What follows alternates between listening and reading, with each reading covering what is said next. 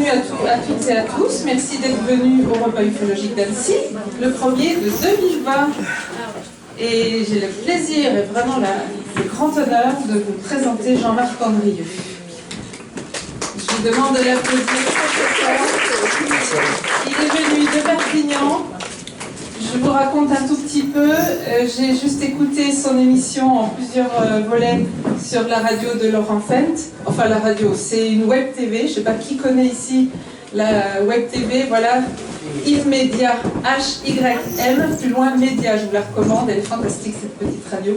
C'est qui grandit, qui va devenir bien plus que ce qu'elle elle devrait vraiment prendre de l'ampleur parce que toutes les émissions sont fantastiques. Alors, je dois dire une chose aussi. Je dois dire une chose pour cette radio, enfin pour cette chaîne, comme on appelle maintenant YouTube.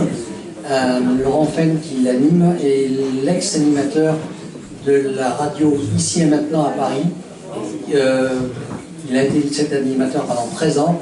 Il a interviewé à peu près tous les grands de la planète dans le domaine du spirituel. Voilà, exactement. Merci de l'avoir précisé. C'est vrai que cette radio, j'espère que ça va aller, sinon on va essayer de changer. On est un peu artisanaux, enfin on va dire qu'on fait les choses avec les moyens du bord ici au repas ufologique d'Annecy, tout le monde le sait. On fait notre mieux. Parfois c'est pas parfait, mais en tout cas on fait notre mieux. Et c'est vrai qu'après avoir écouté votre émission sur Laurent Fent, moi j'étais bouleversée par votre témoignage. Ça m'a parlé, ça m'a fait vraiment l'impression d'avoir fait un grand pas en avant en vous écoutant. Parce que vous montrez un exemple, c'est exemplaire, un parcours de vie exemplaire. Voilà, c'est ça que je voulais dire. Je ne prépare rien, donc voilà, c'est ça. Voilà, enfin, pour moi, c'était un petit peu l'impression que j'avais eue. Et j'avais envie de faire partager ce beau témoignage à vous tous ici présents, donc c'est fait. Ça a mis le temps que ça a mis, mais c'est fait. Donc je vais vous laisser la parole, je vous remercie d'être là. Merci. Et d'être venu exprès. Voilà. Merci. Bonsoir à vous. Je vais, avec votre autorisation, il n'y a que moi que je vais filmer de toute façon, mais enregistrer cela. Ce dont nous allons parler ce soir sera également sur YouTube, pour le trouver dans 3 semaines au moins. Ce que je voulais également vous dire, c'est que ce soir, nous pouvons, je sais que je suis dans un cercle ufologique, merci, c'est tout le paquet jaune qui est là-bas, merci. Je sais que je suis dans un cercle ufologique. On peut, si vous le souhaitez, je peux vous parler très très rapidement, mais d'une façon différente de certaines choses de ce plan, mais mon but ce soir est surtout de m'adresser à vous sur un autre plan, puisque ceux qui ont vu la chaîne m'ont vu sur la chaîne Immedia. J'ai également j'ai une interview qui a été faite par une autre personne qui s'appelle Joël Vérin dans son émission Au-delà du miroir sur Radio Anguin à Paris. Et j'ai une autre vidéo qui est la conférence, une conférence que j'ai réalisée à Paris il y a 3 mois, le Groupement national des organisations de médecine alternative. Ça s'appelle le NIOMA. C'est ce qu'on appelle les magnétiseurs, les guérisseurs, voilà, toutes ces personnes-là. Il est vrai que ce dont je vais vous parler tombe dans le domaine du spirituel. Si par moment je vais un petit peu trop loin, je demande à ce que quelqu'un me dise, peut-être on me dirige vers une direction un peu plus terre à terre, parce que je monte assez vite. Mais je vais aborder des sujets qui sont rarement abordés. Je vais, si vous le souhaitez, commencer par une chose ce soir qui est, par contre avant de vous dire ça, je vais peut-être mettre la caméra en haut. Est-ce qu'il est possible de mettre les 2 caméras en haut? Bien. Donc ce soir, vous avez certainement, je crois que vous avez, c'est pas certainement, c'est certainement même, vous avez reçu une personne qui vous a parlé, m'a-t-on dit, il y a 2-3 mois du monde de l'après. Alors, j'ai une explication un petit peu plus globale. On va nous passer une vidéo, un petit clip, qui résume très très rapidement les expériences de ma vie, pour ceux qui n'ont pas vu les émissions Immedia. Donc vous allez comme ça avoir, en 3-4 minutes, ça dure une petite vue. Et ensuite, nous pourrons, si vous le souhaitez, aborder des sujets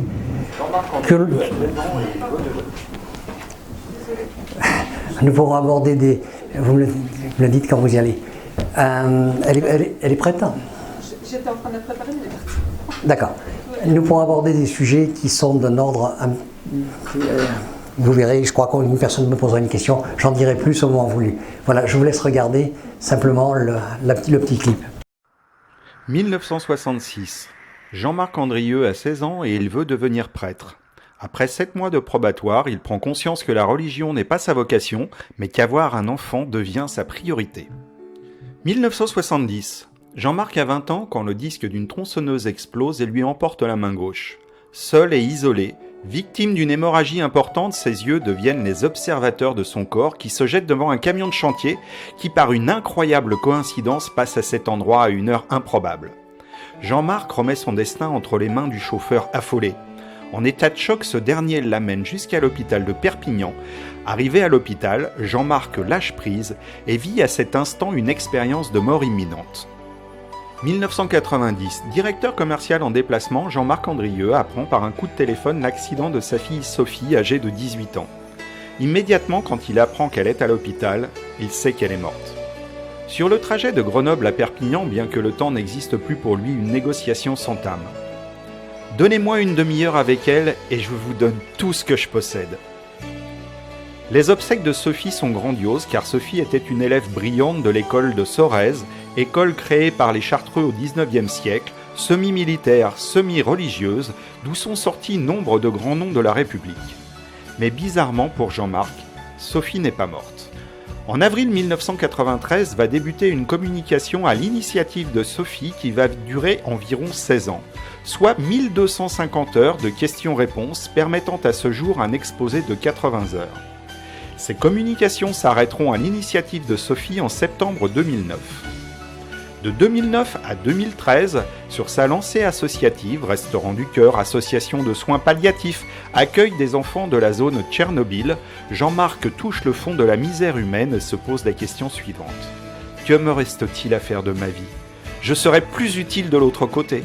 À partir de ce moment, la maladie arrive, s'installe, et la spirale de la descente aux enfers se met en route vers une mort qui l'attend de façon inéluctable. Le 19 février 2016, à 1h45 du radio-réveil, il croit revivre une EMI comme 46 ans plus tôt lorsqu'il plonge dans un vortex au fond duquel la fusion se fait avec une lumière intense, à la couleur d'un feu rayonnant, chaude, radieuse, éblouissante, lui donnant l'impression d'un tout et de ne plus avoir besoin de rien. En état de non-pensée, car étant tout, le besoin disparaît. Comme il n'y a plus de pensée, c'est le rien, pourtant c'est tout, nous dit-il. Ce qui mérite des explications de sa part, et c'est pour cela qu'il est là aujourd'hui pour répondre à vos questions. À 2h45, il réintègre son corps. Plus tard, il saura qu'il y a eu cette nuit-là une transmigration d'âme. Au matin, le corps est totalement guéri, et Jean-Marc vous expliquera dans cette conférence les conséquences pour le reste de sa vie de cette nuit si particulière en répondant à vos questions.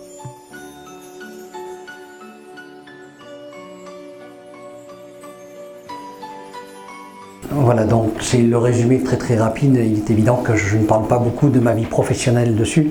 On la reprend très rapidement. J'ai touché à plein de choses dans ma vie. Je n'ai pas arrêté de passer d'une chose à l'autre. J'étais chef d'entreprise, j'ai été employé, j'ai été à peu près tout ce qu'on veut, artisan, j'ai tout fait. Pour arriver à cette fameuse nuit du 16 février 2016 où je vais vivre cet instant qui est difficilement explicable, ça s'appelle, je le découvrirai plus tard dans un livre qui s'appelle Retour à Dieu, qui a été écrit par un Américain qui s'appelle Neil Donald Walsh. Ce livre est sorti il n'y a pas très longtemps et j'ai pu savoir ce qui m'était arrivé grâce à ce livre. Il y a une quinzaine de lignes qui expliquent cette fusion. En fait, c'est un état que l'on vit, que tout le monde vit entre deux vies. Il faut savoir que nous allons en parler maintenant. Il y a des niveaux de l'autre côté, il y a toute une foule de niveaux. Il y a le bas astral que vous connaissez certainement également. Et à un moment donné, quelques niveaux que nous ayons, eh bien nous avons cet instant de fusion qui nous redonne, comment dirais-je, le goût de qui nous sommes. Et avant de rechoisir une autre vie physique sur cette planète, ou sur d'autres pour certains, et de réexpérimenter à nouveau la matière de manière à participer à la farandole de la vie, j'appelle cela, c'est-à-dire à la vibration générale de l'univers, de la Terre en particulier pour nous, et de repartir à la découverte d'une chose extraordinaire. Peu de personnes s'aperçoivent aujourd'hui que nous ne vivons que pour une chose: exister. La pulsion divine est j'existe. Peu de personnes ont peur de la mort, on a peur de ne plus exister, ce qui est une très très grande différence. En fait, je vais dire très rapidement ici, avant de passer à une explication de ce passage qui ensuite nous permettra d'aller beaucoup plus loin. Il ne faut pas dire nous changeons d'âme, c'est l'inverse, c'est une âme. C'est pour ça que la conférence s'appelle un cycle de vie pour découvrir qui nous sommes. C'est une âme qui se sert de véhicules différents, qui sont des corps, pour expérimenter ce qu'elle cherche. Et ce qu'elle cherche, c'est sa nature. Et sa nature, c'est j'existe, je suis. C'est la grande parole que beaucoup d'entre vous connaissent, qui a été dite par un homme il y a 2000 ans. Quand on lui a demandé « Es-tu Dieu ?», il a répondu « Je suis ». Voilà. Je voulais simplement, il y a un autre homme dont je ne vais pas parler des autres, je vais parler surtout de moi, qui a dit quelque chose aussi, je l'ai découvert, c'est pas vieux, c'est hier soir. J'ai découvert cette personne, il s'appelle Nisargadatta, c'est un Indien. Je ne savais pas qu'il avait une aussi grande audience internationale. J'ai recopié très très rapidement 3-4 phrases qui m'ont paru d'une très haute hauteur. Et il a dit: au lieu de chercher ce que vous n'avez pas trouvé, trouvez ce que vous n'avez jamais perdu. Voilà. En fait, nous cherchons quelque chose qui est en nous. Et nous le cherchons à l'extérieur. Mais pour en revenir là, on va retomber sur un plan plus bassement terrestre. Et nous allons, dans un premier temps, si vous le souhaitez, parler de ce qu'on peut appeler le problème vital, c'est les peurs. Notre corps est composé de cellules, entre 65 et 90 000 milliards par individu, suivant le poids. Je pose souvent la question, je dis: mais si toutes les cellules de votre corps, là, avec de petites jambes, elles vous quittent, et alors, qu'est-ce qui se passe? Vous pensez plus, et la pensée s'en va avec les petites cellules un petit peu partout? Qu'est-ce qui se produit? Et en fait, on pourrait imaginer l'être, je suis, comme ce que certains ont appelé Dieu ou le divin, ou appelons-le comme on souhaite, ça ne me dérange pas. Mais on peut imaginer que l'ombre qui existait a eu tout d'un coup l'ivresse de j'existe. De rien et a naquit tout. Et ce tout est joie. Et joie, pourquoi? Parce qu'il existe. Et comment fait-on? Tout le monde a vécu ces instants de joie dans sa vie, des moments où il y a une joie intense, et on a une envie folle de la partager. C'est fou, on ne peut pas vivre de la joie tout seul. Il faut quelqu'un à qui dire: vous ne savez pas, c'est mon état aujourd'hui d'ailleurs. Si je suis aujourd'hui auprès de vous, c'est parce que je suis joyeux. Il m'est arrivé quelque chose d'extraordinaire qui est arrivé à cet Américain qui s'appelle Neil Donald Walsh. Il m'a parlé aussi. Et je vous assure que nous n'avons pas de phrases ni de mots, je suis encore ému quand j'en parle, pour savoir la hauteur de ce qui est dit. Et pourtant, il n'y a pas beaucoup de mots, il n'y a pas beaucoup de phrases, mais elles sont d'une précision extraordinaire. Et elles sont d'une vibration, on a l'impression qu'on n'a plus de corps. Ce que je voulais donc, je vais redescendre un petit peu plus bas parce que j'ai tendance à m'envoler comme ça.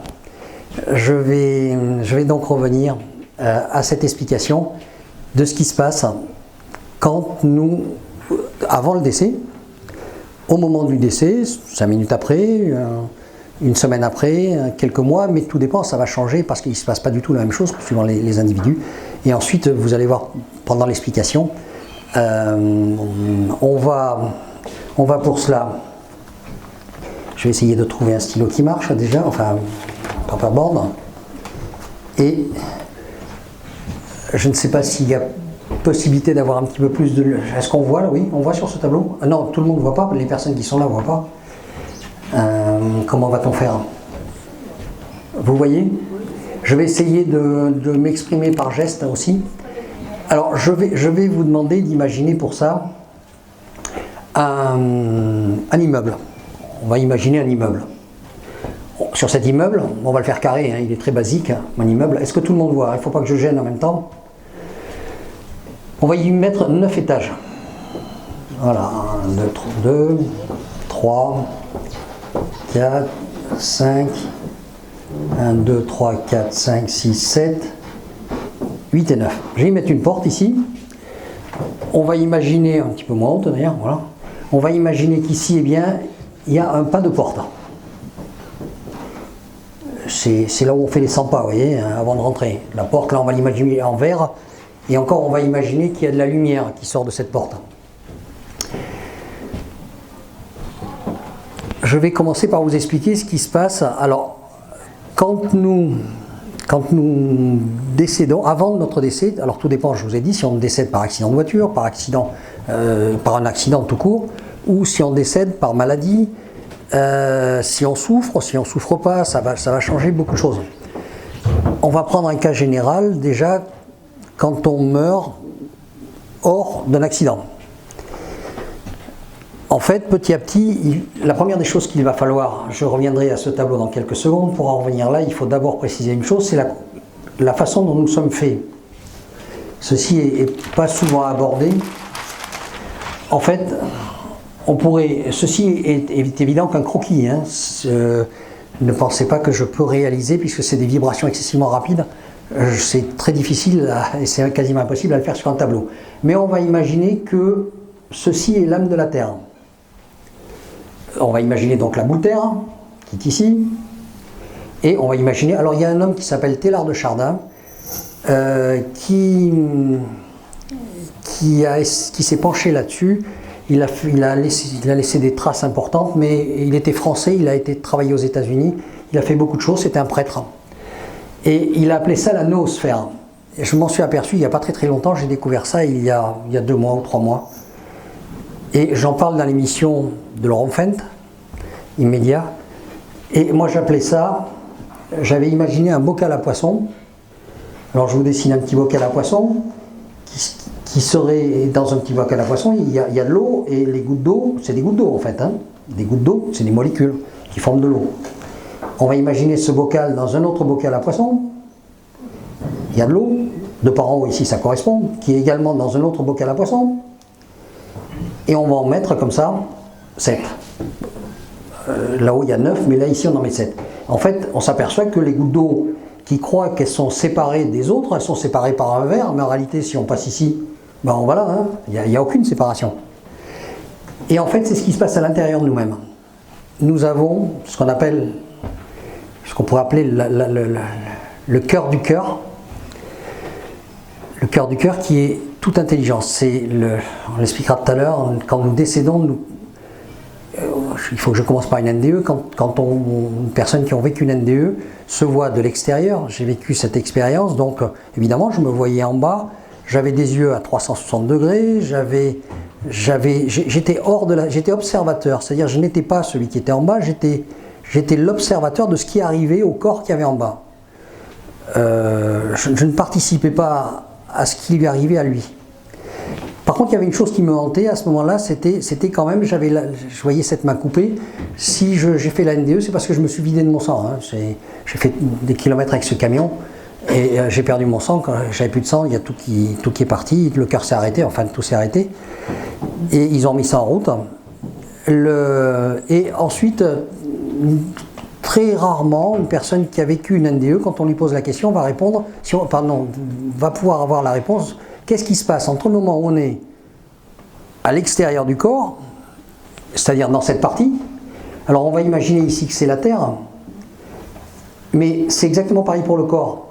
Sur la Terre, on va dire que c'est une multitude c'est une âme avec une multitude de possibilités d'âme. Et nous en prenons une, et on va imaginer maintenant la même chose dans le corps. Nous prenons une âme de la Terre, une des possibilités de vie, et nous la prenons pour destinée, ce qu'on appelle la destinée, et nous allons la vivre pour prendre quoi? Pour prendre conscience de qui nous sommes. Parce qu'en fait, on est un petit peu comme des gens qui étaient amnésiques, qui sont amnésiques et puis qui tournent en rond pour savoir qui ils sont. C'est ce que nous faisons tous. Et on passe par des tas d'expériences pour découvrir qui nous sommes. Donc du coup, je me suis perdu un petit peu de l'endroit où j'étais. Oui, j'étais avec la NDE. Donc, on se voit de l'extérieur et puis tout d'un coup, on bascule dans un tunnel. Pour la majorité, hein. Il y a des cas non, mais en général, c'est comme ça que ça se produit. Il y a des NDE négatives aussi. Il y a la positive, il y a la négative. Ça se passe assez mal pour la négative. Mais dans le cas de la positive, la personne est dans un tunnel. Et quand on pose la question, d'après vous, où il était ce tunnel? Tunnel, c'est dans un tunnel. Eh bien, je vais vous représenter un petit bonhomme que nous sommes. Ce tunnel est ici. Ici, à l'intérieur de nous, on pourrait dire que nous avons, vous allez comprendre ça, un vortex. C'est un vortex dimensionnel. Et il faut se référer à ce qu'a dit Albert Einstein pour arriver un petit peu à comprendre ce que je vais dire. L'infiniment petit débouche sur l'infiniment grand, le microcosme sur le macrocosme. Et en fait, le temps n'existe pas. L'espace n'existe pas. Si l'espace n'existe pas, il n'y a pas de temps, parce que le temps est créé d'un à l'autre, d'un endroit à un autre endroit, d'un arbre à un arbre, d'une chaise à une chaise, et de vous à moi. Si le temps n'existe pas et si la distance n'existe pas, ça veut dire que la totalité de tout ce qui existe, c'est ce point. Dans tous les univers. On supprime la distance, ça ne reste rien. Eh bien, on pourrait dire que ce dont je parlais tout à l'heure, qui est j'existe, est le balancement du rien à je suis. J'ai ressenti cette vibration dans l'expérience que j'ai faite. J'étais la non-pensée, j'étais la totale liberté, j'étais la totale beauté, j'étais une joie, la totale joie, j'étais tout, et en même temps j'étais grand et j'étais petit. On aurait dit une bulle qui se promène, une bulle invisible qui remplit de la matière qui l'entoure, qui se promène à l'intérieur de la matière. Vous voyez, c'est comme si je vous disais, on prend une petite poche, on met de l'eau à l'intérieur de la bassine et on la fait se balader dans la bassine. L'eau qui est à l'intérieur, c'est la même que celle qui se trouve à l'extérieur. Mais par contre, elle est isolée par le petit plastique et elle a l'impression d'une séparation. Et bien, ce que nous vivons ici, c'est cette séparation. C'est pour ça que nous sommes ici nombreux et que tout le monde croit que l'autre n'est pas moi. Ici, et en fait, si on résume l'ensemble et si on prend ne serait-ce que la théorie d'Einstein, nous sommes tous au même endroit. Nous ne sommes qu'un. Et nous vivons l'expérience de cette division pour pouvoir expérimenter ce que j'allais dire, qui est j'existe. Partager la joie d'exister, j'appelle ça la farandole de la vie. J'imagine souvent des vibrations qui tournent et dont nous faisons partie, avec les arbres, avec le pilier, avec tout ce qui nous entoure. Puisque tous les scientifiques nous disent que, ils ont raison, 99% de ce qu'on voit est vide, mais nous avons des yeux d'aveugles et nous voyons que 24 images secondes et nous croyons que c'est plein. En fait, c'est complètement faux. Je le dis dans les vidéos, le lendemain matin de ce qui m'est arrivé cette nuit-là, j'étais malade, j'avais à cette époque-là une arthrose qui s'était généralisée, j'ai fait ce qu'on appelle une nuit noire de l'âme. J'ai passé 3 ans, j'avais un départ d'hémochromatose, j'avais une arthrose qui s'était quasiment généralisée, je ne me rappelle plus tout ce que j'avais, et en plus du marché, je faisais ce qu'on appelle un syndrome de la langue de feu. J'avais la langue qui brûlait au contact des dents, je vous assure que c'est une horreur. Tout s'est déclenché au moment où j'ai pensé que je n'avais plus rien à faire ici-bas. Je sais ce qui se passe de l'autre côté. Je m'étais dit, tu vas là-haut, les terrestres, j'essayais de leur expliquer ce qu'on m'avait personnellement expliqué. Ils ne voulaient pas m'écouter à cette époque-là. J'ai dit, bon, tu n'as plus rien à faire là, tu vas aller bosser de l'autre côté. Je sais ce qu'on y fait. Et là, je me suis dit, au moins, tu auras un travail pour toi. Et mon corps, à partir du moment où j'ai pensé ça, mon corps a commencé à se dégrader. Tout de suite. C'est parti, la pensée crée certaines réalités. Et c'est pas la pensée du cerveau, c'est ce qu'on appelle la pensée profonde, et qui est un petit peu différente. Et je suis arrivé cette nuit-là, comme il est dit, à 1h45 du matin, j'ai pensé que ça y est, ça y est. Ma première réaction qui a duré quelques millisecondes, ça y est, je m'en vais. C'est pas tout à fait ce qui s'est produit. Je ne savais pas qu'il allait se produire, je ne savais même pas que ça existait. Ce qui s'est produit à cette époque-là, je ne savais pas que c'était possible. Donc je reviens à ce tunnel, et donc je vais à ce que j'appelle le vortex. Alors pour le faire comprendre, vous allez comprendre qu'ensuite, quand on a expliqué ce que je vais vous expliquer, vous allez pouvoir comprendre à la limite, comme je vous ai expliqué que les cellules, la façon dont est fait le corps d'une multitude de cellules qui sont totalement identiques, qui contiennent toute la même information, je dis bien toutes identiques, et bien la totalité de tout ce qui existe dans tous les univers est bâti de la même façon, ou alors l'homme est bâti à l'inverse, ou la même façon qu'est bâti l'ensemble. Tout se ressemble, tout est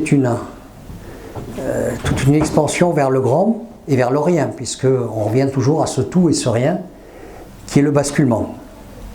Donc à l'intérieur de nous-mêmes, c'est un graphique également, parce qu'on ne peut pas l'imaginer, c'est dimensionnel, c'est des vibrations extrêmement rapides.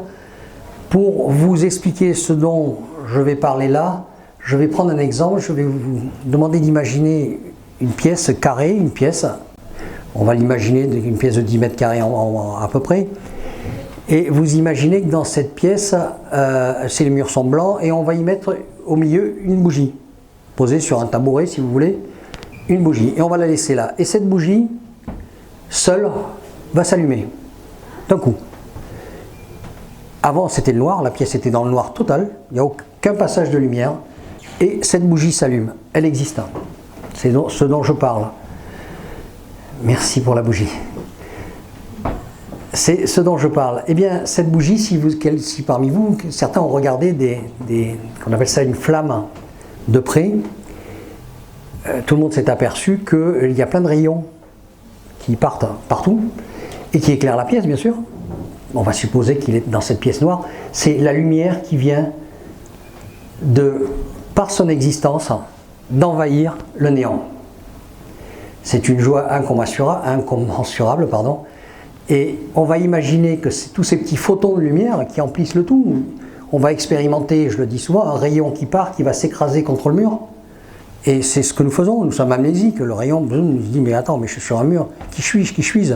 Je ne sais pas si vous avez vu des amnésiques qui cherchent à savoir qui ils sont, ben nous sommes pareils. Ah oui, je m'appelle Jacques. Ah oui, d'accord. Et ah oui, j'ai une papa. Ah oui, d'accord. Il y a un papa, maman. Non, je ne savais pas. Et un jour, l'amnésie, comme ça, on n'y arrive pas. Hein, on peut y expliquer pendant 100 ans. Et un jour, il dit, tout d'un coup, ça y est, j'ai découvert. Ça y est, je sais qui je suis. Et tout lui revient. C'est un petit peu ce que nous faisons ici. Bon, on vit tout un tas d'expériences. L'amnésique, pour l'amener à la compréhension, on va lui faire regoûter du chocolat. Tu te rappelles quand tu m'as... et là, regarde. Et à force, ploum, ça va exploser, ça y est, je me rappelle. Eh bien, on va dire que ce rayon, une fois qu'on sait qu'on a retrouvé la mémoire, eh bien, il nous reste à remonter ce rayon vers la lumière. Mais on va y passer du temps. On a toute l'éternité, parce que la lumière est permanente, et il y a des rayons partout. Donc on a du choix. Hein. On peut imaginer tout ce qu'on veut avec ces rayons. On peut imaginer, évidemment, que c'est des univers. On peut imaginer... Mais on en parlera tout à l'heure. Si quelqu'un m'y fait penser à me parler des univers, j'ai vécu une autre expérience qui est intéressante là-dessus. Je vais revenir donc à ce vortex intérieur pour vous en faire une petite image. Je vais essayer de laisser de la place à la caméra. On va imaginer donc un cornet à glace. C'est un cornet à glace. Hein. En bas, tout le monde le sait, le cornet à glace, il est ouvert. C'est une gaufre enroulée. Et on imagine un petit peu évidemment de la glace là-dessus. Seulement, moi, je vais y faire des compartiments. À ce cornet, voilà. On retombe dans des compartiments comme tout à l'heure, hein, où j'étais en première vue. On va y retourner à la première. Et on va dire que ici, je suis sur Terre. Je vis. Là, c'est la vibration vie terrestre. On fait des expériences et tout. Qu'est-ce qui se passe pour les personnes? Ce que je vous explique là, c'est avec les informations que j'ai reçues pendant 16 ans. Sophie était une vieille âme terrestre, elle est dans un niveau, quand on parlera d'immeuble, qui est assez élevé, avec des personnes qui ont été connues sur cette terre Je parlerai de Ramana Maharshi, si certains connaissent. Je l'ai parlé tout à l'heure de Teilhard de Chardin. Il y avait un autre monsieur qui s'appelait Yogananda, etc. Bien. Mais si vous regardez, vous allez comprendre. Eh bien, on va imaginer que cette partie, c'est le moment où on décède. En fait, il ne se passe rien. Avant de décéder, on viendra par la maladie, par les accidents, mais avant de décéder, on pense quelque chose, dans les 8 jours qui précèdent, dans le mois qui précède. Et il ne faut pas croire que parce qu'on est mort, ça y est, on va devenir un saint, ou qu'on va être... dans les 5 minutes qui suivent, on pense pareil que 5 minutes avant. Mais la vie est bien faite. Celui qui décède de maladie, ou même s'il souffrait, toutes les personnes qui assistent dans les hôpitaux des personnes en fin de vie, j'ai fait cela dans une association qui s'appelait l'ASP, eh bien on s'aperçoit que les personnes qui souffraient, tout d'un coup, à un moment, n'ont plus de douleur. Les infirmières le savent toutes, ça veut dire que, ça y est, c'est pas loin. En fait, c'est une déconnexion douce de la partie cerveau, qui est un processeur de données, c'est l'âme qui est autour, qui envoie des informations et des peurs intérieures qui sont dans nos cellules, qui sont l'ADN et qui envoient et qui forment l'ego, c'est-à-dire la croyance de qui je suis. J'en sais rien, je suis notaire, je suis avocat, je suis plombier, je suis quelque chose d'extérieur, alors qu'en fait je suis tout court. Oui, le cerveau donc va faire tout doucement une déconnexion et on peut dire que c'est le moment du passage. Mais en fait, celui qui décède, lui, c'est exactement comme si je vous disais, je suis là et je suis à nouveau là, mais sans corps. Voilà. C'est passé quoi? Rien. Dans ma pensée, rien. Évidemment, je regarde en bas et mon corps est par terre. En fait, c'est la goutte d'eau qui vient de chasser, c'est mon âme que je l'amène à une goutte d'eau, qui vient de chasser, comme on le voit des fois dans une goutte d'eau, une toute petite impureté, eh bien elle dégage cette impureté et l'âme, eh bien elle dit je vais continuer mon chemin. Le but est de retrouver qui elle est. Et c'est pour ça que j'ai appelé cette conférence un cycle de vie pour le découvrir, parce qu'il faut plusieurs vies. Celui qui pense qu'il n'en faut qu'une, je veux bien, mais à ce moment-là, il n'y a pas de justice. C'est pourquoi il y a une personne en Afrique qui meurt de faim et pourquoi il y a l'autre qui se gave de caviar. Pourquoi il y en a un qui souffre et l'autre non. Enfin, à ce moment-là, tout ce qu'on dit les religions est complètement faux. Bon, ça l'était pas mal. Mais enfin, disons que si on admet qu'il y a une justice, elle ne peut pas se trouver là. Alors les gens disent qu'il n'y a pas de justice terrestre. Si, il y en a une, mais on essaye tout, nous-mêmes, on essaye tout. Tout. On est comme un papillon qui volette de fleur en fleur. Eh bien, il faut savoir qu'il n'y a pas de victime. Il y a quelqu'un qui a dit ça, j'ai beaucoup aimé, il n'y a pas de victime, il n'y a pas de bourreau. Pour savoir que je suis ni un ni l'autre, eh bien, il faut que je passe par les deux. Je ne peux pas le savoir. Je ne peux pas en avoir la conscience, ce qu'on appelle la conscience. Après, on peut en avoir le savoir. Aujourd'hui, c'est vrai que c'est la mode. On a l'impression que c'est le savoir qui nous amène quelque part. J'avais cru, moi, que 16 ans m'avaient amené quelque part. Non, en fait, c'est quand j'ai cette fameuse nuit du 16 février où j'ai pris conscience de qui j'étais, que j'ai compris que le savoir m'avait servi à rien. Je n'avais pas trouvé qui j'étais. Et en fait, qui j'étais a été la fin d'un cycle de vie. Je sais aujourd'hui parce qu'on me l'avait expliqué dans le temps.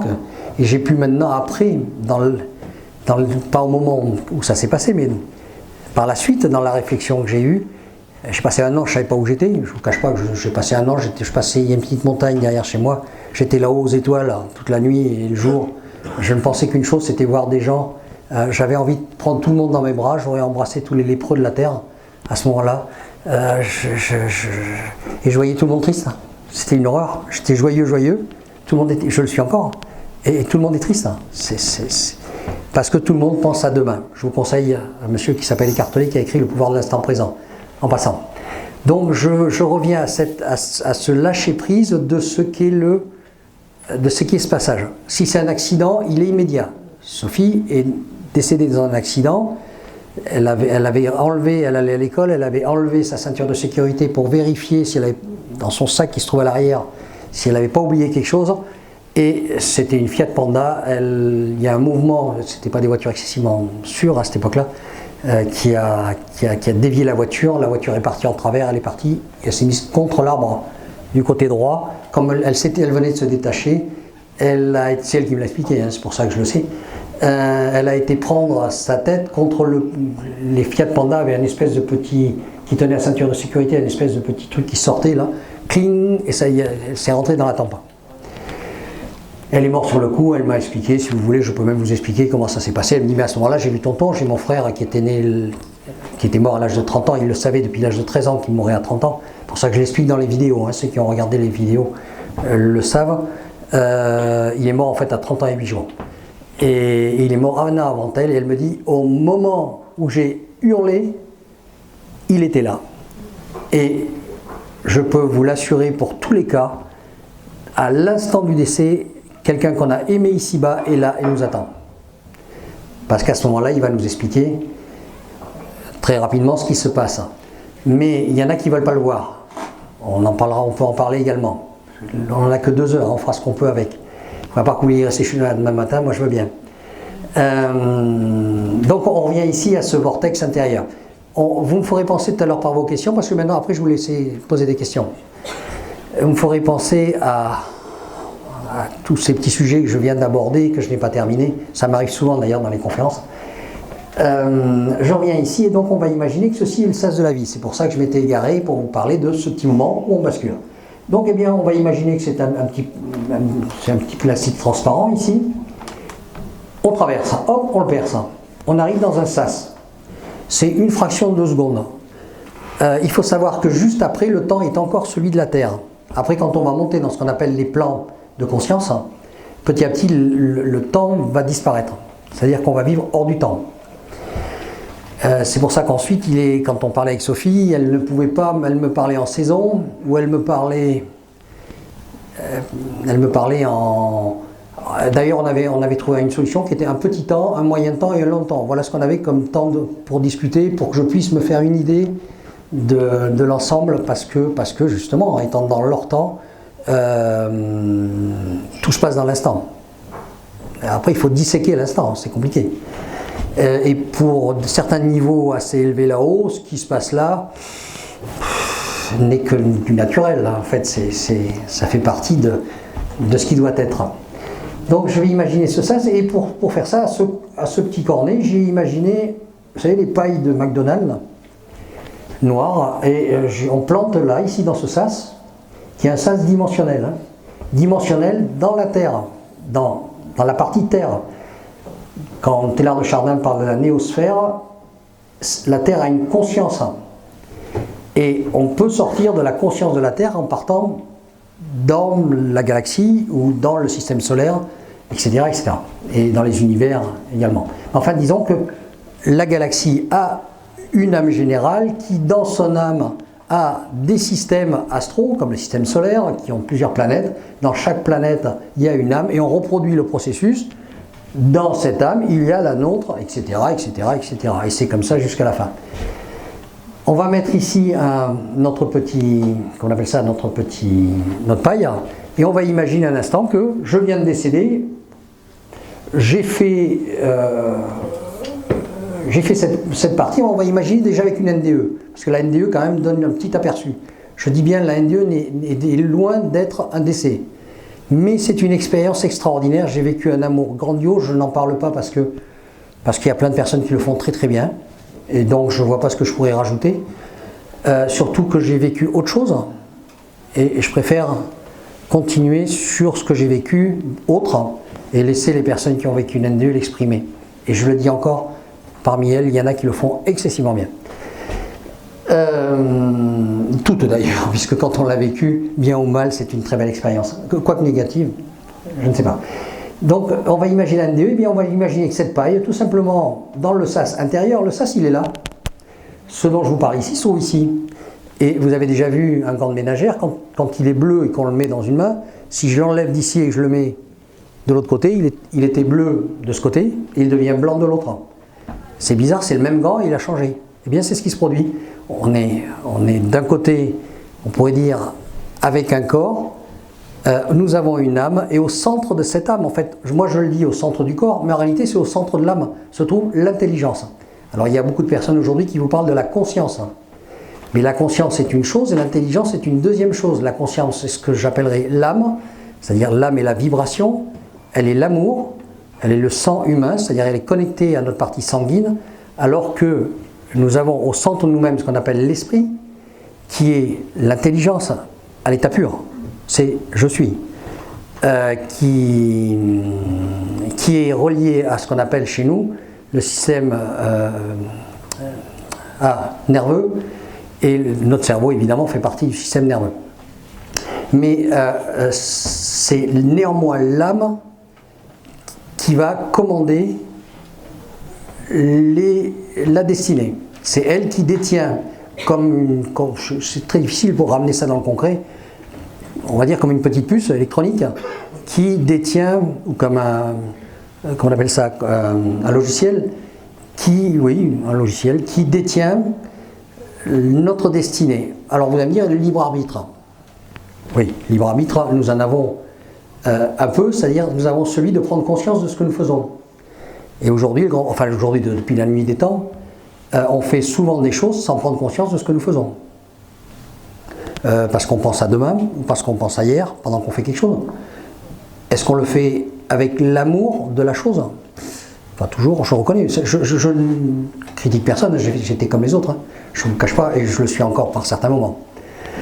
Donc, j'essaye là de faire le tour pour ramener à ce fameux centre dont on parle que trop rarement.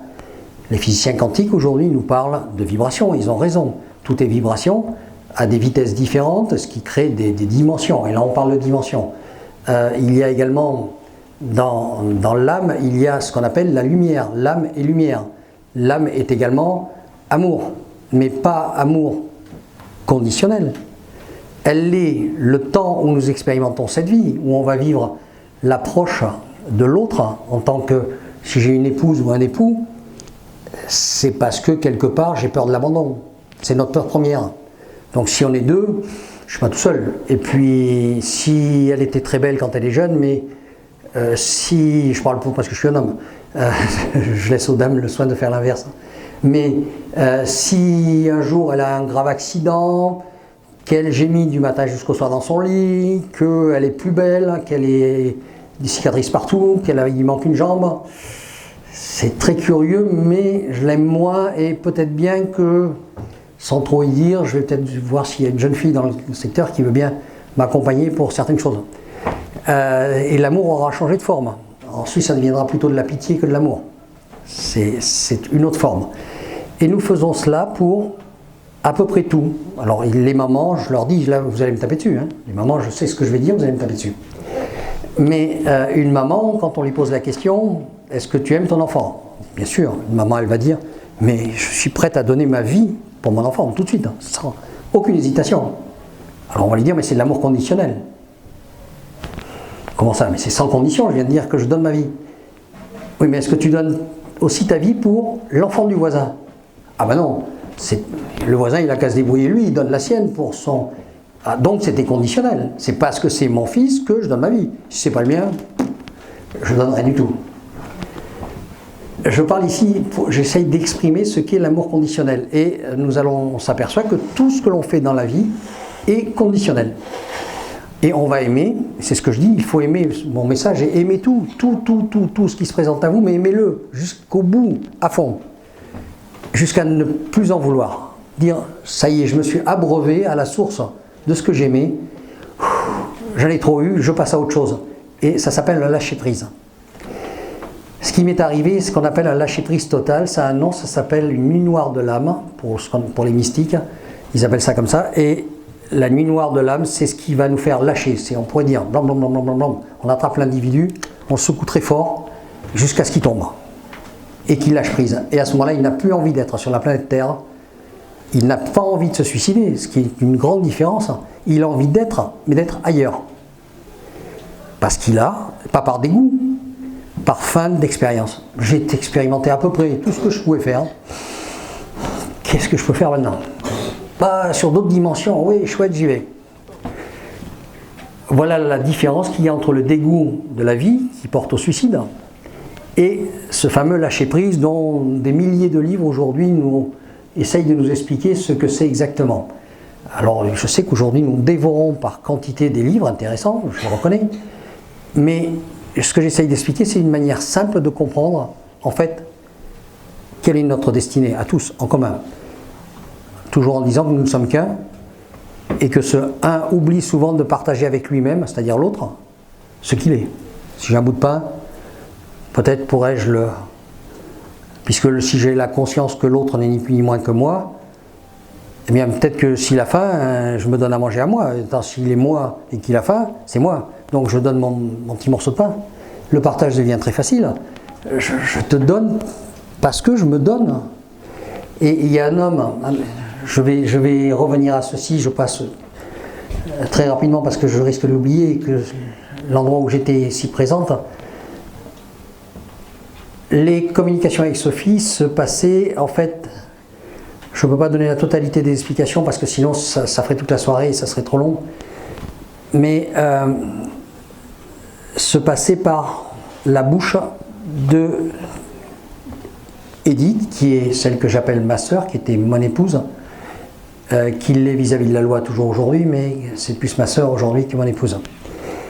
C'est ce qu'on appelle une âme jumelle. Et donc, il y a eu un processus que je ne vous explique pas, et donc il s'est trouvé que c'est à travers sa bouche, un petit peu comme une autre personne qui s'appelle Gita Malas qui a écrit Dialogue avec l'ange, une autre personne qui aux États-Unis a écrit un cours en miracle, c'est le même processus. Je l'appelais à la fin de mon fil de téléphone, elle était en transe sur la table et moi j'étais en communication avec sa bouche, qui était la bouche de Sophie. C'est comme ça que nous avons eu ces 1250 heures de communication. Et un soir où je demandais, évidemment, toutes les semaines, j'avais un petit cahier, puis ça se passait tous les vendredis, et on avait décidé que c'était 9 heures précises, et à 9 heures précises, assis, boum, c'est facile, Edith, plouf, tombait, et elle se mettait à parler. Ça démarrait toujours, salut à vous, salut à toi. J'ai mis longtemps, il m'a fallu 20 ans pour comprendre ce que signifiait ce mot. Je croyais que c'était une gentillesse qu'on faisait, ça a une portée géante. C'est ce que je vous souhaite à tous d'ailleurs. Et je vous dis salut. Il se passait une chose, donc pendant toute la semaine, j'écrivais sur un cahier. À la suite des 2 dernières heures, on avait une conversation qui durait, elle préférait que j'appelle ça une communication, qui durait en gros 2 heures. 2 heures et quart, c'était marrant parce qu'au bout de 2 heures, ça s'arrêtait. J'avais plus rien à dire, j'étais arrivé au bout de ce que j'avais envie de savoir ce soir-là. Et comme elle n'insistait jamais, hop, ça s'arrêtait quand je n'avais plus de questions.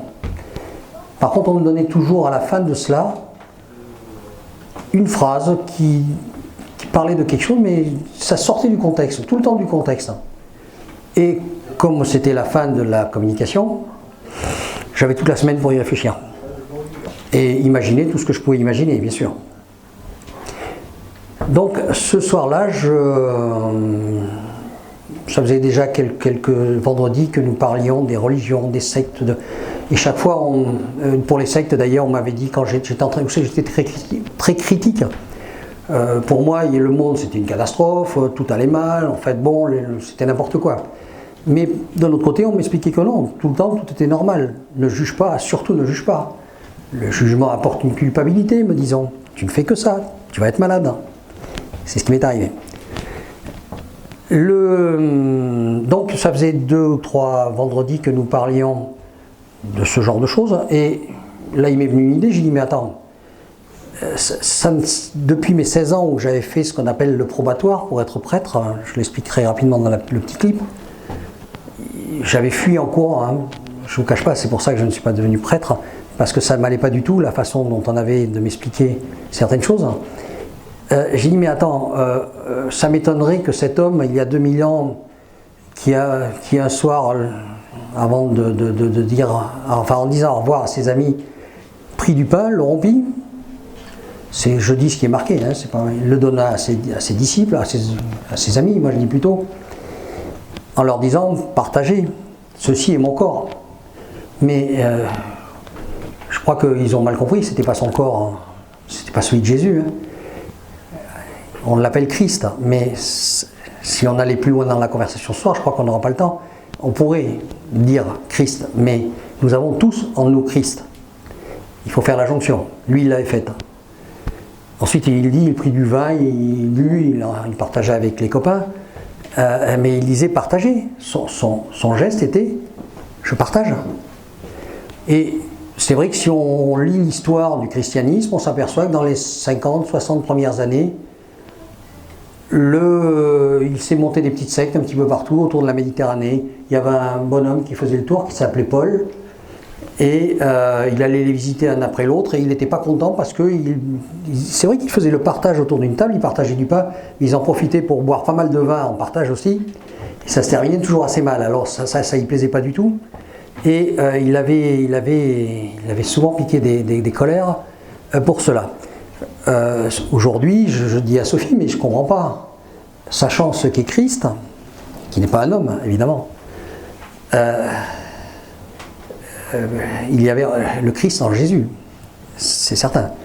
Mais il y avait les deux. Comment aujourd'hui, dans une église, des gens peuvent dire ceci est le corps. Le trois quarts des gens qui vont à la messe le dimanche, je ne dis pas tous, hein, peut-être pas vous, hein, mais se disent, ou qui sont allés, se disent, bah, tiens, je vais prendre le corps du Christ en pensant à Jésus. Mais on n'est pas des, comme on appelle ça, des carnivores. En fait, c'est pas un bout de viande, là. On n'a pas à manger le corps de Jésus. Que l'on partage le Christ. Et cette question venait tout le temps à moi. Je me disais, mais qu'est-ce que c'est ce simulacre de la naissance du Christ dans ce petit rond. Alors je demande à Sophie, bon, explique-moi maintenant, ça y est, j'avais fait le tour un petit peu vous savez que les religions avaient son utilité, hein, on a tous été dans les vies précédentes. Moi je sais que personnellement j'ai été prêtre dans d'autres vies, j'ai été collecteur d'impôts, j'ai été... j'ai participé aussi en tant qu'ouvrier à la construction de Rome, à 2 reprises, parce que ça a été très long la construction de Rome. Alors je suis revenu 2 fois, j'en avais passé avec une. J'ai été couturier, enfin bon, je n'ai pas été très gentil tout le temps, je ne le dis pas là. Et donc, ça y est, je viens de perdre le fil. Oui, et donc je lui demande, peux-tu m'indiquer exactement ce que signifie l'hostie? Il m'arrivait souvent de poser une question comme ça et de ne pas avoir de réponse. Chaque fois que j'ai eu ce genre de choses, dans les jours qui suivaient ou les mois qui suivaient, la réponse se trouvait dans ma vie. Certains ont appelé ça des synchronicités. Je pense que ça allait même au-delà de la synchronicité. C'est des booms de conscience qui vous arrivent dans la figure. C'est d'un gigantisme. Et donc je lui pose cette question, pas de réponse. Bon, très bien, on continue, je ne sais plus où on s'arrête, je ne me rappelle plus tout ce qui s'est passé, mais ça m'a frappé. Ce soir-là, j'ai mon fils qui faisait des études de psychologie à l'université de Tours. Je vais lui rendre visite 15 jours, 3 semaines après. J'avais toujours avec moi un petit appareil argentique. J'adorais faire des photos, enfin j'adorais. J'aimais bien quand je trouvais quelque chose de très spécial, clouc, le fixer. À l'époque, il n'existait que l'argentique, donc je faisais avec ça. Et il me dit, l'après-midi, il avait cours, il me dit, si tu ne sais pas quoi faire, écoute, tu peux aller, il y a le tombeau de Saint-Martin à Tours, celui qui partage sa cape en 2. Là, il y a le partage, hein, je ne te donne pas tout, je te donne la moitié. Dis pas, moi aussi, je peux avoir froid, donc j'en garde un petit peu. Comme elle est très grande, tiens, tu as l'autre moitié. Et j'arrive dans cette crypte, et juste à l'entrée, il y avait une grande photo, et c'était une personne, un homme, enfin oui, parce qu'il a des mains d'homme, vous le verrez sur ces petits trucs-là tout à l'heure, qui coupait un bout de pain en 2. Alors je me fais voir, vous voyez, le petit rond qui a de lumière au milieu, il n'y était pas. Hein. Et je l'ai agrandi, en fait, on voyait les bras, mais pour ensuite faire ce que j'ai fait aujourd'hui, donc j'ai ramené la vision que sur la main et le pain. J'ai trouvé ça très très joli. Et j'ai sorti mon appareil, je l'ai photographié à l'époque, ce qu'on faisait. On ramenait 8 jours après ou 10 jours après cela, quand on avait fini la pellicule, à développer en sortant comme tous, tout le monde, je pense que les anciens l'ont fait, on ouvre le papier et très rapidement, voyons, qu'est-ce que j'ai photographié? Aujourd'hui on l'a tout de suite, on l'enlève, ça va plus vite, on le garde. Et là, grande surprise, en regardant le truc, je vois qu'il y a une petite lumière au milieu du pain, des 2 morceaux de pain coupés. Mais je ne fais pas le rapprochement du tout. Je suis étonné par le phénomène, c'est tout. Je me dis, tiens, c'est très curieux, ça m'étonne. À l'époque, il n'y avait pas d'ordinateur, hein, c'était assez compliqué de faire ce genre de choses. Et évidemment, le vendredi soir suivant, je dis, mais Sophie, regarde, mais je ne pensais pas du tout à la question que j'avais posée. Je dis, regarde, regarde la photo, je prends une photo d'un bout de pain et regarde ce que ça fait. Moi, je trouvais ça très joli, mais c'est tout, c'était la beauté de la photo. Et elle me dit, mais tu as la réponse à ta question. Ah bon? Quelle question? J'avais complètement zappé la demande. Et elle m'a dit, ne m'as-tu pas demandé ce qu'il a voulu dire en coupant le pain? Ah oui, effectivement, je me rappelle, oui, je t'ai demandé. Eh bien, tu as la réponse. Hein. Et là, elle me sort une phrase que j'ai marquée en bas, il y a l'explication qui est au dos ici. On ne vous a jamais demandé de donner, mais de partager. En fait, Jésus nous a expliqué toujours que nous n'étions qu'un. D'ailleurs, il dit dans une phrase, il dit le Père en vous fait les choses. Si le Père en nous fait les choses, c'est qu'il est là. Parce que sinon, et comme je suis dans le tout, forcément, on dit qu'il est tout. Enfin, c'est pas moi qui le dis, hein, c'est tous les grands mystiques. Hein. S'il est tout et que je suis dans le tout, c'est que je suis lui. Je ne peux pas être dans le tout et être hors de lui, puisqu'il est tout. Donc ceci, c'est pour revenir à cette notion, toujours je retourne au centre de l'unité et de la séparation. Notre grand malheur sur la planète, c'est de croire que nous sommes séparés. Nous vivons un état d'amnésie en pensant que la lumière dont nous sommes issus, de la petite bougie, là au centre, eh bien, que nous sommes séparés. Mais il faut savoir que les rayons sont toujours accrochés à la lumière. Il y en a des milliers dans la pièce, des millions qui partent dans tous les sens, mais ils sont tous reliés à la petite flamme qui est au milieu. Et nous sommes tous reliés. Et ce que j'ai vécu là, quand je vous parle de cette fameuse lumière, c'est pas une bougie, hein, mais je me suis trouvé dans cet état. J'étais la lumière. Je n'étais pas dans la lumière, j'étais dans la lumière, mais la lumière c'était moi. Mais là, il n'y a plus d'ego, il n'y a même plus de pensée. Je sais que beaucoup... Je ne sais pas si je vais terminer tout à l'heure, il y a un Américain donc, qui s'appelle, je ne sais pas si je vous l'ai dit, Neil Donald Walsh, qui a écrit récemment un dernier opus de sa série Conversation avec Dieu. Et ça s'appelle Retour à Dieu. Et ce livre m'est tombé dans les mains il y a 3-4 mois. Et ce que je tentais d'expliquer, j'ai cru que c'était l'éveil, tout le monde me parlait d'éveil. J'ai dit, mais alors j'ai vécu l'éveil et j'ai vécu cela. Mais les autres éveillés, personne n'en parlait. J'ai dit, mais alors, qu'est-ce qui se produit? Qui je suis? J'ai passé 1 an, je ne savais plus où j'étais. Je montais sur la montagne, j'ai passé mes nuits et mes jours, comme je vous disais tout à l'heure. Je passais ma nuit aux étoiles. Parce que comme je l'ai dit tout à l'heure, à Neil Donald Walsh, il me parlait et je ne comprenais plus qui j'étais. Et petit à petit, grâce à Eckhart Tolle, où j'ai pu comprendre ce qu'était la nuit noire de l'âme, et là, cette fois-ci, à Retour à Dieu qui me tombe entre les mains, et là, il est dit sur 10 lignes, entre chaque vie, à quelque niveau que nous soyons, nous réalisons la fusion un instant, comme je l'ai dit tout à l'heure, pour reprendre goût à qui nous sommes. Voilà l'expérience maintenant que j'ai vécue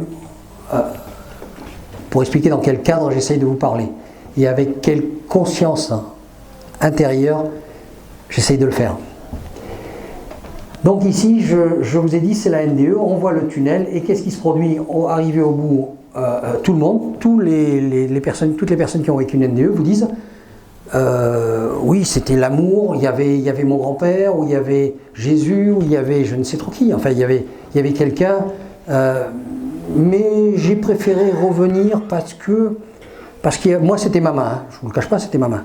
Pourtant, je me moquais de ce que j'étais, mais je sais pas, ça m'avait posé un problème. Et d'autres personnes vous diront, oui, mais moi, comme il y avait mes enfants, il y avait ceci, bon, j'ai décidé de revenir. En fait, ce qu'on oublie de dire, c'est qu'on ne peut pas faire autrement. Parce qu'il y a une raison simple, c'est que le corps est dans ce qu'on appelle un corps éthérique, c'est-à-dire la jonction entre le corps astral, qui contient les informations de la destinée, et le corps physique. Si l'âme était en contact direct avec le corps, il brûle. Il y a des personnes qui ont vécu ce qu'on appelle de la combustion instantanée. Des personnes qui ont brûlé d'un coup. C'est ce qui s'est produit. Donc on a ce qu'on appelle ce corps éthérique qui lui va permettre de faire un tampon. Les expériences, les prises de conscience, je dis bien les expériences de vie, ici les malheurs, les joies, les peines que nous avons ne servent qu'à une chose, c'est prendre conscience. La personne va se retrouver à de multiples reprises devant la même, il va lui apparaître à 10 fois le même événement, la même rencontre, et jusqu'au jour où il va se passer quelque chose. Et ce jour-là, il va prendre conscience. Le but était là, de prendre conscience. Nous allons de toute la vie, de prise de conscience en prise de conscience, et à la fin de notre vie, on fait comme on dirait un petit paquet, avec une ficelle autour, et ça s'appelle un état de conscience. Voilà. Notre vie, toutes les prises de conscience, c'est ce que j'amène, c'est ce que j'ai gagné. Mon gain de la vie, c'est ça. Je vais regagner l'astral avec ce bénéfice. Et j'ai dit tout à l'heure que nous avons ce qu'on appelle à l'intérieur, nous en parlerons ici, si on a 5 minutes, ce qu'on appelle le corps d'éveil, qui lui est à l'intérieur de nous-mêmes et qui contient la conscience, je dis bien, de toutes les vies précédentes.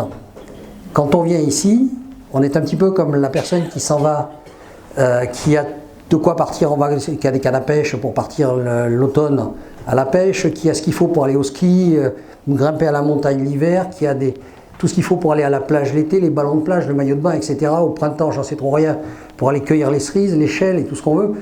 Et bien, s'il a décidé de partir à la pêche, il ne prend pas ses skis, ni ses bâtons de ski, il ne prend pas son maillot de bain, il ne prend pas le ballon de plage, les raquettes, et il ne prend pas son échelle pour aller cueillir des cerises. Il s'en va simplement avec sa canne à pêche et quelques asticots pour mettre au bout. Eh bien, c'est un petit peu ce que nous faisons à chaque réincarnation. Nous prenons quelques états de conscience dans notre petit paquet qui vont nous suffire à donner une base de départ pour les expériences que nous allons faire dans cette vie. Et au retour, eh bien, on va, ce gain-là de conscience, on va en remontant, il faut passer le bas astral, hein, je vais accélérer pour remonter à la première page. C'est en remontant dans les étages et en regagnant ce qu'on appelle notre plan de conscience. Le plan moyen de la Terre, on avait fixé 7 plans. Elle est en 3D, on avait donc décidé que le plan 3 serait le plan Terre. La majorité sont au plan 3, mais il y a encore quelques individus qui sont ce qu'on pourrait appeler en plan de conscience 2. Il y en a d'autres qui sont en 4, 5, et il y a des 6, des 7, il y a des 8, mais on avait décidé que le 8 avec Sophie, on appellerait ça un plan réservé. Et il y a le 9 qu'on avait décidé d'appeler l'inaccessible. Mais en fait, il est normalement inaccessible. Je vous l'ai dit, Neale Donald Walsch, dans son explication, explique que c'est vécu entre deux vies par tout le monde et que quelques personnes, c'est dans le livre, le vivent sur la Terre. Je fais partie de ces personnes, sûrement, puisque c'est ce qui m'est arrivé. Oui, donc j'en étais avec cette conscience. Si je vous explique tout ça, c'est pour une chose très importante, c'est essayer de faire prendre conscience à tout le monde. Je sais que par le savoir, je l'ai dit tout à l'heure, parce que je vous expliquais, je suis un panneau. Je le disais à quelqu'un tout à l'heure, parmi vous, je crois que la dame est là-bas, je vais prendre un exemple. Si le but est d'aller visiter Moscou et de vivre tout ce qu'on peut faire à Moscou, j'ai bien beau tout le long du chemin raconter à la personne, tu sais, quand tu seras à Moscou, il y aura, tu verras tel bâtiment, tu verras ceci, tu verras il y a comment ça s'appelle, il y a justement la très belle église Sainte-Sophie, tu verras, etc. Mais tant qu'il ne l'a pas lui-même marché dans Moscou, tout ce que je lui dis sur le chemin, ça l'amène à quoi? Rien, à un rêve. C'est ce que nous faisons d'ailleurs, nous sommes dans un rêve. Il faut imaginer notre vie, nous sommes tranquillement, moi, vous, là, tranquille, en train de rêver. Moi, je rêve que je suis là, le conférencier, vous rêvez que vous êtes en train de m'écouter, et que je suis en train de vous donner une information capitale qui peut-être va changer votre vie. Mais je dirais quand même que il est important que de temps en temps, il y ait un panneau qui marque Moscou. Parce que ça évite à la personne de partir à gauche ou à droite ou en marche arrière. Ah, déjà, bon, j'y suis pas à Moscou, mais je suis sur le chemin. Évidemment, sur le chemin pour aller à Moscou, qu'est-ce qui arrive? Eh bien, il y a des arbres qui tombent, il y a des pannes de voiture, il y a des... Enfin, ça dépend si on est à pied ou en voiture ou à cheval. Enfin, il y a tout ce qu'on peut trouver pour aller à Moscou. C'est long, hein. Il y en a des problèmes. Surtout si on y va à cheval ou à pied. Donc, j'en reviens ici. Tout ça pour vous expliquer que cette fameuse lumière que l'on voit, elle n'est pas accessible, j'y reviens, parce que ce fameux corps éthérique qui fait tampon, nous sommes une petite machine informatique en fait, on pourrait le dire comme ça, mais c'est beaucoup plus joli quand même que ce que l'on peut imaginer, se charge de cette conscience, et qu'il va falloir au corps, tout le monde le sait depuis la nuit des temps, qu'il faut attendre 3 jours pour enterrer quelqu'un. Il faut en fait, on pourrait dire que c'est comme une espèce de vapeur, c'est pas de la vapeur, hein, mais je suis obligé de prendre un repère, on va dire que c'est comme de la vapeur qui serait de la conscience, et notre corps astral, lui, attend de récupérer cette conscience, parce que ça va y être utile, vous allez voir très rapidement, quand on arrive ici. Donc j'en étais ici à la NDE, donc on s'aperçoit qu'en fait, on ne peut pas aller dans la lumière ici, puisque la NDE, une NDE, ça dure au maximum 10 minutes, hein, et qu'il faut 3 jours pour récupérer les informations. Sauf, si on a ce qu'on appelle, bon, il y a des personnes qui parlent des médecins du ciel, moi je vais parler là de chirurgiens, ou de sages-femmes, qui vont faire une extraction très rapide, en cas d'incinération. Dans mon cas, dans ce qui m'est arrivé, c'est ce qui s'est produit, c'est pour ça qu'on parle de transmigration d'âme, parce qu'il a fallu refaire la mise en place ensuite de ce que tout le monde fait à sa naissance, c'est-à-dire de l'information de ma nouvelle destinée. Je suis comme les autres, hein. J'ai maintenant, c'est toute l'éternité qu'on continue à grandir. Je ne suis pas aujourd'hui peut-être un extraterrestre un peu quelque part, hein, puisque je suis ici bien placé pour en parler avec vous. Mais bon, non, mais je ne sais pas, hein, je vous dis ça en riant. Donc ceci pour expliquer la NDE et pour expliquer l'importance donc de ce que nous apprenons et de toute la conscience que nous prenons dans nos vies. Je ne sais pas si je me suis bien fait comprendre de la conscience. Et on ne trouve cette conscience que dans le faire. On n'est pas là pour faire quelque chose, on est là pour vivre quelque chose. Je vous incite à la marquer, celle-là j'ai trouvé ça il y a 5-6 jours, je suis content de moi. On n'est pas là pour faire quelque chose, mais pour vivre quelque chose. Et vous verrez que ça change tout. Si on vit quelque chose, on vit forcément dans l'instant présent. On prend à bras le corps tout ce qu'on vit. Je plante une fleur, on dit, il y a des gens qui disent, oui, je vais au supermarché, ils veulent acheter une fleur. Alors, monsieur et madame poussent le caddie, on arrive là, 2,85 €, 3 €, ah non, 2,85 €, ça va, hop, on met ça dans le caddie, clac, on prend les courses, on passe à la caisse, on prend la fleur, on la pose sur le truc, ça roule. Vous me devez tant, très bien, la fleur, on la reprend, pouf, dans le caddie, ah, dans la voiture, bon, allez, hop, dans le coffre. Ah oui, mais ce soir, il est 8 h, chérie, je ne peux pas la planter demain. Donc on la laisse par dans un petit coin, on l'oublie le lendemain, le surlendemain, ah oui, elle va sécher, donc il faut que je la plante. Vite fait, je prends la bêche, je la mets dans la terre, un petit peu de terre, chérie, tu mettras de l'eau dessus, je n'ai pas le temps aujourd'hui. Et 3 mois plus tard, on dit, mais dans ces supermarchés, c'est de la cochonnerie qu'ils vendent, les fleurs valent rien, ça ne bouge pas. Quel est l'amour qu'a reçu cette fleur? Par contre, l'autre personne qui va prendre même une fleur malade dans un triste état, il va lui sauver la vie, il va faire un joli trou pour elle, il va y mettre 3 grains d'engrais au fond, ou ce qu'il veut. Il va la choyer, il va l'aimer. Bizarrement, cette fleur, elle va faire des miracles. Essayez-le, vous verrez, si j'ai pas raison. Donc je reviens à ceci. Quand on décède, donc, il se passe le même phénomène, donc, mais nous allons rester dans un certain temps dans ce qu'on appelle le corps astral. Dans cette partie, on va attendre donc la libération pendant 3 jours. Et là, la personne qui vient vous chercher, je vais vous dire ce qu'elle va vous dire. Je vais vous dire ce qui a été dit à Sophie, ce qu'elle m'a expliqué pour diverses personnes, parce qu'ensuite, diverses personnes, pendant que j'étais en communication, me feront des demandes, et je ferai la demande, et donc on me répondra. Donc ça fait que maintenant, j'ai une palette devant moi d'explications. Mais je vais quand même expliquer celle de Sophie. Elle me dit, j'ai crié, au moment où j'ai tapé la tête, j'ai hurlé de tonton. Et il était là. Parce que nous avions 10 ans de différence avec mon frère, il était 10 ans plus jeune que moi, Et Sophie est née, j'étais très jeune, j'avais 20 ans. Et donc ils avaient une toute petite différence et ils s'aimaient beaucoup. Mon frère était quelqu'un, si quelqu'un voit cette vidéo et qu'il est de la région de Revel, tout le monde dira c'était un grand homme, enfin un grand garçon. Il avait un cœur d'or, il a été ruiné à force de donner. Je lui rends hommage. Oui, Sophie donc me dit, j'ai hurlé tonton et il était là. Et elle me dit, j'étais en train d'hurler, arrêtez de me mettre des fleurs. Elle était connue, Sophie était très connue. Mon frère était propriétaire d'une discothèque, je ne citerai pas de nom ici, qui était très très connue dans la Haute-Garonne.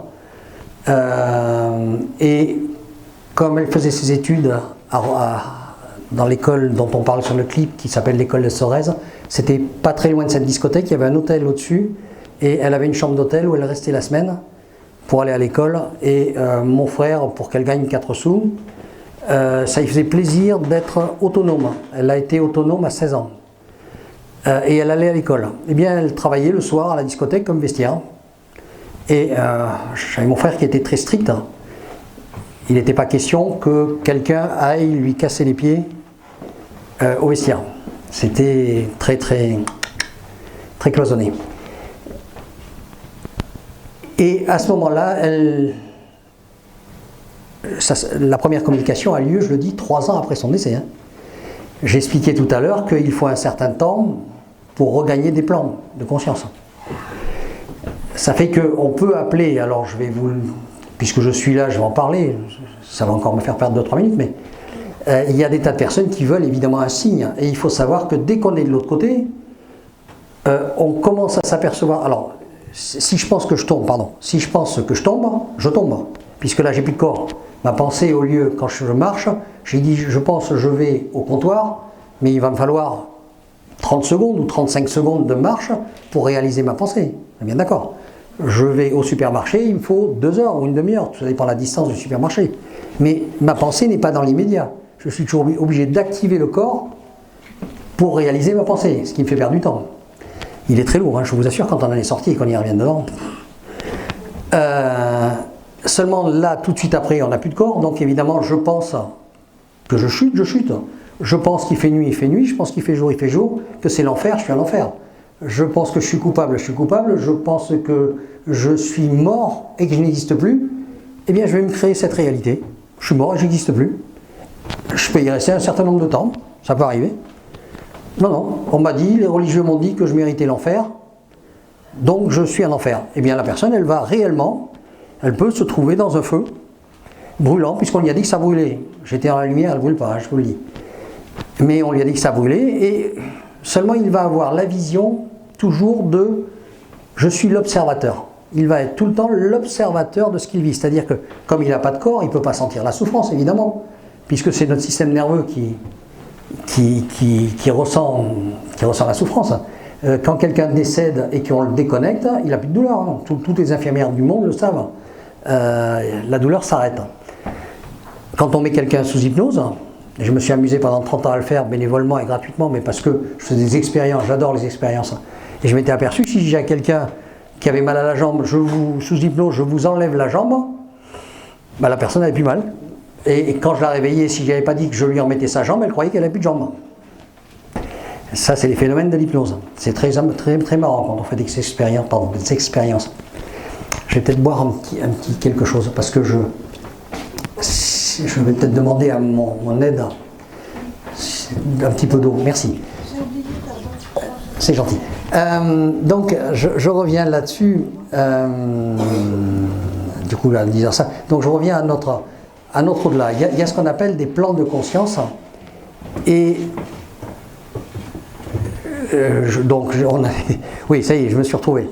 Donc, je vous dis que tout de suite après, on est comme on était avant, c'est-à-dire qu'on a conservé les mêmes peurs, les mêmes... Puis, de toute façon, on n'a pas encore récupéré notre corps éthérique. On a les mêmes peurs, et là, par contre, on va avoir une vision. Ça fait qu'on n'arrive pas beaucoup, mais un tout petit peu, à capter la pensée, à faire de la télépathie avec ceux qui sont là. Et il est évident que si madame ou monsieur, inversement, hein, on prend les deux cas, est passé de l'autre côté et que madame se dit chouette, il est parti, je vais voir mon amant, ou monsieur chouette, elle est partie, je vais voir ma maîtresse, celui qui est de l'autre côté, pim, il va peut-être pas le sentir aussi fort qu'elle le pense, mais il va avoir cette... Et quand on va venir pour le chercher, il va dire non, non, non, non, non, non, non. Et d'ailleurs, il y a dans certains cas, on ne le voit même pas. La personne est tellement stressée que c'est la peur de ne plus exister qui fait cette peur de la mort. Il se dit, attends, j'ai plus de corps, je vais disparaître. Il y en a beaucoup qui ont peur de cela. C'est pour ça que les informations que je donne ont peut-être un intérêt là. Parce que vous allez penser juste après, pareil. Et ce que je vous dis ici, vous le saurez. Quand les prêtres disaient, vous méritez l'enfer, et bah, ils y allaient. Le paradis, bah, ils y allaient aussi, parce qu'on peut s'imaginer un paradis comme on veut. Hein. Tout le monde imagine un paradis différent. Le mien de paradis, c'est, j'en sais trop rien, la Costa Brava, bien ça y est, je suis au paradis. Et évidemment, je serai à la Costa Brava, puisque mes pensées vont devenir réalité. Il va falloir un petit temps pour s'y habituer. Ceci demande en gros, alors évidemment, la personne, excusez-moi, ceci demande en gros, je ne termine pas mes phrases, je m'en excuse.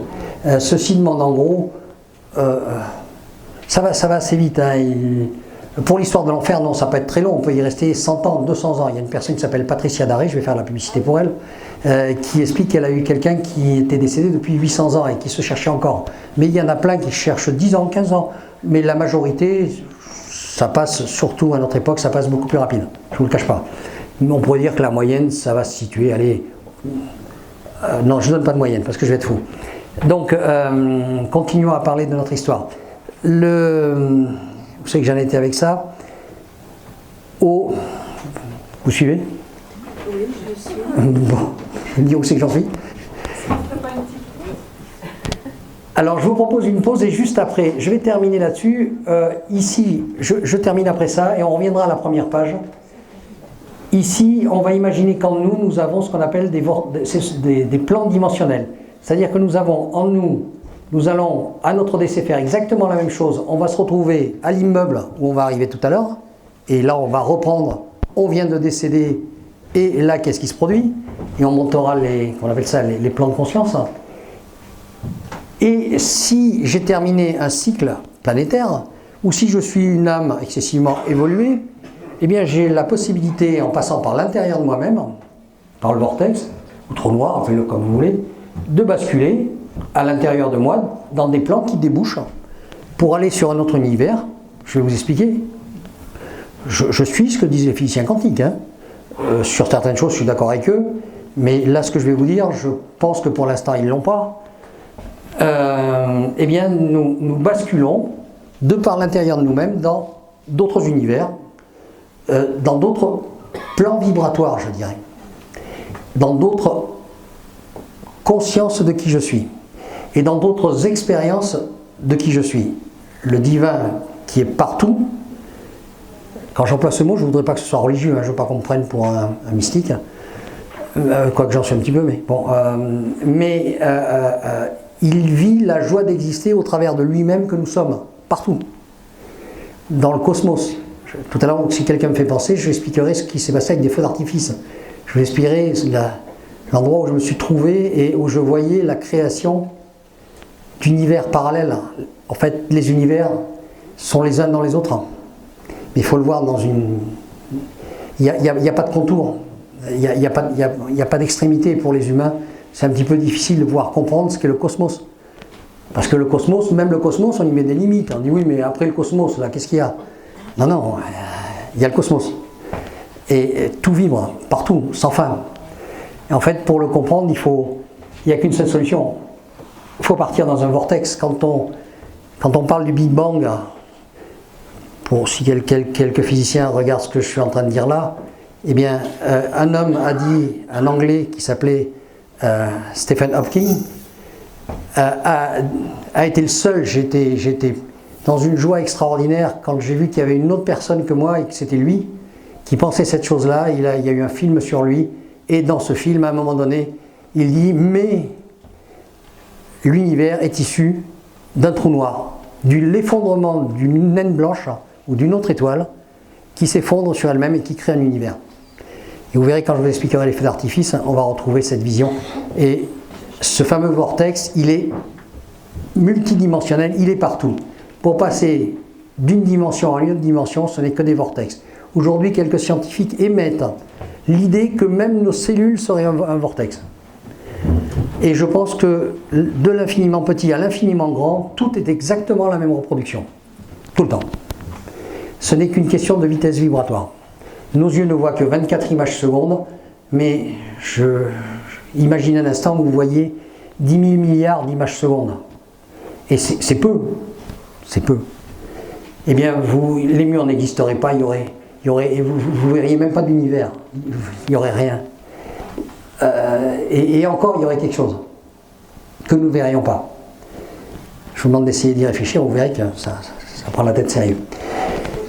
Voilà, je vais arrêter là pour l'instant et on va faire une petite pause.